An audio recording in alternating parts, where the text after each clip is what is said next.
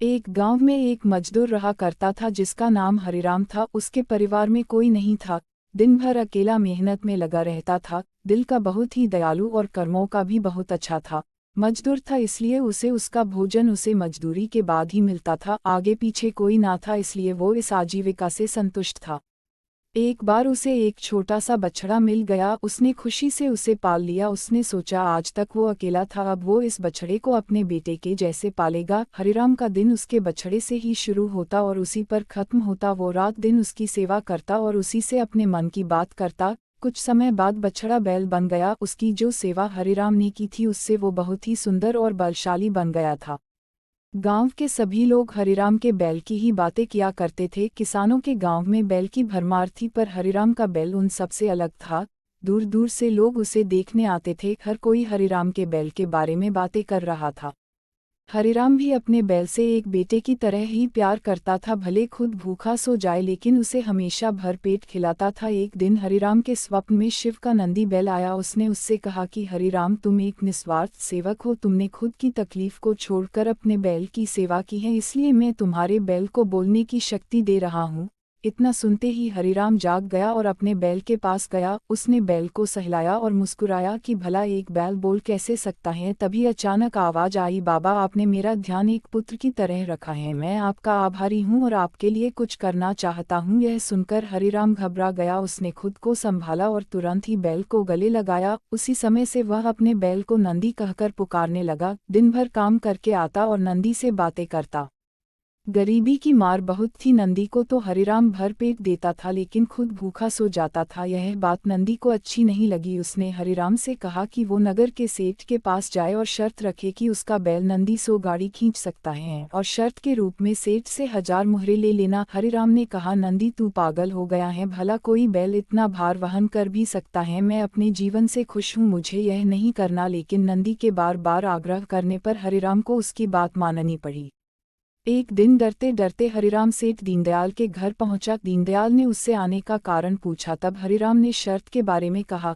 सेठ जोर जोर से हंसने लगा। बोला, हरिराम, बैल के साथ रहकर क्या तुम्हारी मति भी बैल जैसी हो गई है? अगर शर्त हार गई तो 1000 मुहर के लिए तुम्हें अपनी झोपड़ी तक बेचनी पड़ेगी। यह सुनकर हरिराम और अधिक डर गया, लेकिन मुंह से निकली बात पर मुकर भी नहीं सकता था।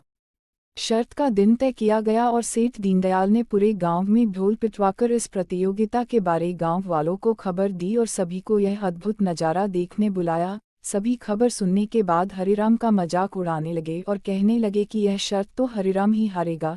यह सब सुनकर हरिराम को और अधिक डर लगने लगा और उससे नंदी से घृणा होने लगी। वो उसे कोसने लगा, बार बार उसे दोष देता और कहता कि कहाँ मैंने इस बैल को पाल लिया, मेरी अच्छी भली कट रही थी, इसके कारण सर की छत से भी जाऊंगा और लोगों की थू थू होगी वो अलग। अब हरिराम को नंदी बिल्कुल भी रास नहीं आ रहा था।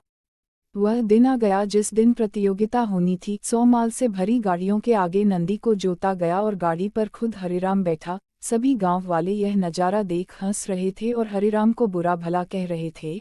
हरिराम ने नंदी से कहा, देख, तेरे कारण मुझे कितना सुनना पड़ रहा है। मैंने तुझे बेटे जैसे पाला था और तूने मुझे सड़क पर लाने का काम किया। हरिराम के ऐसे घृणित शब्दों के कारण नंदी को गुस्सा आ गया और उसने ठान ली कि वो एक कदम भी आगे नहीं बढ़ाएगा और इस तरह हरिराम शर्त हार गया। सभी ने उसका मजाक उड़ाया और उसे अपनी झोपड़ी सेठ को देनी पड़ी। अब हरिराम नंदी के साथ मंदिर के बाहर पड़ा हुआ था और नंदी के सामने रो रोकर उसे कोस रहा था। उसकी बातें सुन नंदी को सहा नहीं गया और उसने कहा, बाबा हरिराम, यह सब तुम्हारे कारण हुआ। यह सुन हरिराम चौंक गया। उसने गुस्से में पूछा कि क्या किया मैंने? तुमने भांग खा रखी है क्या? तब नंदी ने कहा कि तुम्हारे प्रेम के बोल के कारण ही भगवान ने मुझे बोलने की शक्ति दी और मैंने तुम्हारे लिए यह सब करने की सोची, लेकिन तुम उल्टा मुझे ही कोसने लगे और मुझे बुरा भला कहने लगे। तब मैंने ठानी मैं तुम्हारे लिए कुछ नहीं करूँगा। लेकिन अब मैं तुमसे फिर से कहता हूँ कि मैं 100 गाड़ियाँ खींच सकता हूँ। तुम जाकर फिर से शर्त लगाओ और इस बार अपनी झोपड़ी और 1000 मुहरे की शर्त लगाना। हरिराम वही करता है और फिर से शर्त के अनुसार 100 गाड़ियां तैयार कर उस पर नंदी को जोता जाता है और फिर से उस पर हरिराम बैठता है और प्यार से सहलाकर उसे गाड़ियां खींचने कहता है और इस बार नंदी यह कर दिखाता है जिसे देख सब स्तब्ध रह जाते हैं और हरिराम शर्त जीत जाता है। सेठ दीनदयाल उसे उसकी झोपड़ी और 1000 मुहरे देता है। कहानी की शिक्षा। प्रेम के बोल कहानी से यही शिक्षा मिलती है कि जीवन में प्रेम से ही किसी को जीता जा सकता है। कहते हैं प्रेम के सामने ईश्वर भी झुक जाता है, इसलिए सभी को प्रेम के बोल ही बोलना